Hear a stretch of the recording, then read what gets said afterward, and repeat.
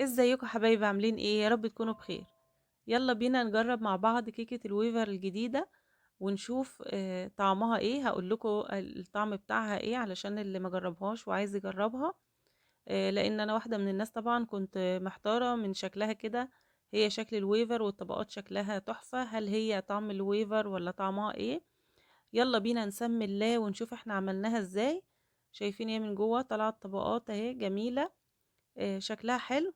يلا نعملها وبعد كده هقول لكم برضو على طعمها ايه. بسم الله الرحمن الرحيم. حطيت في البولة 3 بيضات وحطيت عليهم فانيليا سايلة. انا حطيت غطا ازازة كده فانيليا سايلة، ممكن تحطي كيس صغير. وحطيت كوباية سكر وكوباية الا ربع زيت. ممكن بقى تحطي المقادير دي كده في البولة على طول اللي هتشتغلي فيها، وممكن تحطيها في الكبة او في الخلاط، اي حاجة تخلطها لك. وممكن كمان بالمضرب السلك عادي خالص عشان مش عايزين فيها فوليوم يعني ولا حاجة. هضربهم كده حاجة بسيطة وبعد كده هحط معلقتين من النشا كبار، وهنقلب كويس بالهاند بلندر او بالمضرب السلك عادي. هي مش محتاجة فوليوم زي ما قلت لكم لانها مش كيكة. هي طبعا مكونات زي الكوكيز والبسكوتات والحاجات اللي زي دي. هخلط كده لحد ما السكر يدوب والنشا كده تختلط مع البيض والسكر، وبعد كده هنبدأ نضيف الدقيق بتاعنا.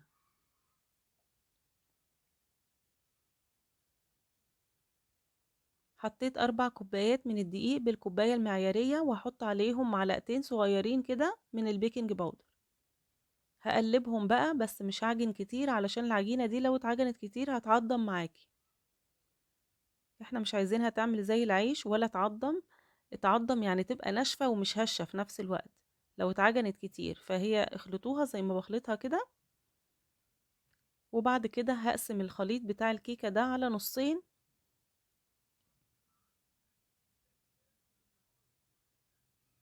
العجينة فيها سنة تلزيقة بسيطة كده علشان بس ما نكترش فيها الدقيق قوي وتبقى بعد كده مفرولة مننا يعني. هحط على الجزء منهم معلقتين من الكاكاو ومعلقة زيت، وهقلبها كويس جدا. طبعا اليومين اللي فاتوا خناقات جامدة على الفيسبوك وعلى قنوات اليوتيوب، الوصفة جزائرية ولا مصرية ولا ايه بالظبط. انا بصراحة اول ما شفتها واحدة مصرية عادي خالص هي اللي عاملة الطريقة، ما شفتهاش بصراحة. حد تاني عملها قبلها، دي اول واحدة اشوفها، مش فاكرة بالظبط كان اسمها ايه. عجبتني شكل الوصفة وطريقة التنفيذ بتاعتها والطبقات وشكل البسكوتة وكده. فبصراحة قلت انا لازم اعملها على القناة عندي. حطيتها في دماغي يعني، ببص لقيت الفيسبوك واليوتيوب وكل الناس تقريبا عملوا نفس الوصفة. وخناقات بقى هي جزائرية ولا مصرية، ومفيش حد طبعا بينسب الفضل لحد أبدا أو لصاحبة الوصفة اللي هي نزلتها الأساسية. مش عارفة الناس بصراحة صلها ايه. المهم أنا جبت كيسين. أنا دهنت الكيس يعني، أنا حطيت العجينة كده لقيتها تلزق، فدهنت الكيس دهنة زيت بسيطة خالص وحطيت العجينة وفردتهم كده الاتنين يبقوا قد بعض قدر الإمكان يعني. تفردي على الكيس أو تفردي على ورقة زبدة. المهم ان هي حاجة ما يلزقش عليها العجين، علشان مجرد بس ما بيلمس حاجة كده بيلزق خلاص مش هتعرفي تحركيه. فعلشان كده حاولي تظبطيهم من الأول فوق بعض. بعد كده الكيس بيسهل عليا بقى ان انا هتنيهم على بعض بالشكل ده كده. وبعد كده هبدأ افردها. هجيبها في النص. انا طبعا علشان دهنه الكيس زي ما قلت لكم دهنه زيت بسيطه فعارفه اتعامل معاها. وبعد كده هبدأ افردها.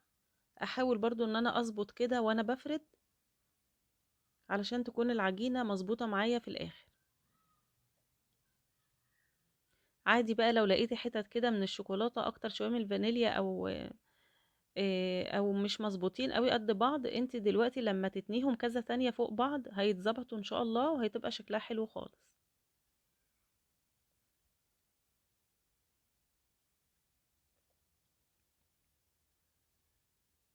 هفضل اتنيها بقى 4 مرات لحد ما تعمل معايا الطبقات، علشان بعد كده لما تستوي في الفرن تطلع الطبقات زي ما انتوا شفتوها كده في اول الفيديو. عايزة اقول لكم ان الطعم بتاعه عامل زي البيتي فور. يعني عارفين لما تعملوا البيتي فور مثلا اللي هو يبقى دايب كده؟ يعني يمكن السابليه والبيتي فور والحاجات اللي زي دي اطعم منها بكتير. يعني انا مش عارفة بصراحة الضجة اللي حصلت عليها. هي حلوة مش وحشة، يعني مش وحشة، لكن بسكوتة زي أي بسكوتة في الدنيا، هي بس مجرد إن هي لونين، وعلشان دخلوا في بعض الطبقات وكده. هي الفكرة بتاعتها حلوة وشكلها حلو وشيك، لكن هي ما فيهاش أي فكرة بالنسبة للطعم. يعني الطعم كأنه بيتي فور بالظبط كده، مش ويفر ومش كيك ومش أي حاجة من دي خالص. زي البيتي فور الدايب أو البيتي فور كده، لما تسيبيه بره مثلا مش في التلاجة يومين ولا 3 بتحسوه ان هو بقى ناعم كده. نفس الإحساس ده بالظبط كده. علشان طبعا أنا بشوف ناس كتير بيقعدوا يسألوا هي الكيكة الطعم بتاعها عامل ازاي، ناشفة زي الويفر، عاملة زي البسكوت، عاملة ازاي؟ وانا واحدة من الناس طبعا كنت برضو محتارة من الشكل كده هي طعمها هيطلع عامل ازاي.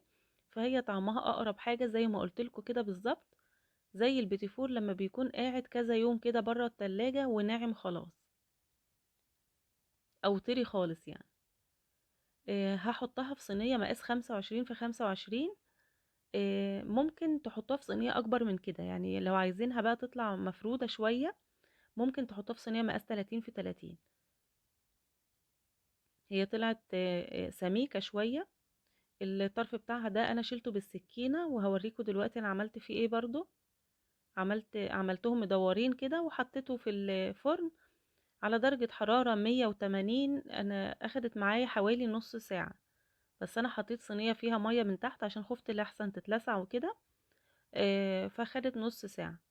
وبعد كده طلعتها سبتها تبرد شوية، وبسيح لها الشوكولاتة، شوكولاتة بني وشوكولاتة بيضة.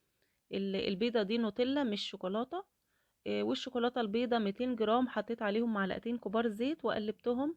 حطيتهم في الميكروويف لحد ما يسحوا بالشكل ده كده.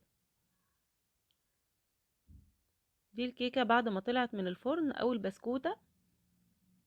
ودي البسكوتات المدورة على فكرة عجبتني جدا المدورة اكتر كمان من المربعة. هي اي نعم ما طلعتش طبقات زي التانية لاني طبعا قلبتها كده وعملتها فردتها. لكن كانت احلى بالنسبة لي من الطبقات بصراحة. يعني كانت كده ماسكة نفسها شوية، ناشفة شوية فيها سنة قرمشة. لكن اللي في الصينية ما كانتش مقرمشة بصراحة. حطيت الشوكولاتة بالشكل ده كده، وبعد كده هحط عليها النوتيلا البيضة او الشوكولاتة البيضة زي ما تحب.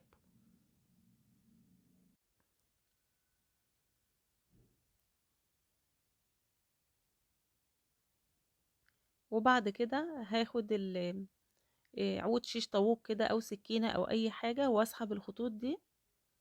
هي ما ظبطتش معايا شكلها بصراحة، مش عارفة في ايه. الصينية بعيدة عن ايديا، انا جايباها تحت الكاميرا فمش شايفة كويس ان الخطوط عاملة ازاي. فطبعا مش مشكلة، هي هتتقطع مفيش حاجة هتبان خالص. شايفين المدورين شكلهم شيك وحلو ازاي؟ يعني ممكن تعملوا المقدار وتعملوها المدورة دي تكون شكلها احلى كمان. بعد ما سبت الشوكولاتة مسكت نفسها شوية، وبعد كده هقطعها بالسكينة بتتقطع بسهولة بصراحة. وبيطلع شكلها ده في النهاية طبقات كأنها ويفر، وشكلها ويفر وكل حاجة، لكن الطعم زي ما قلتلكوا طعم البيتيفور الناعم. اتمنى يكون الفيديو بتاع النهاردة عجبكم. لو عجبكم ما تنسوش اللايك والشير، واشوفكم على خير.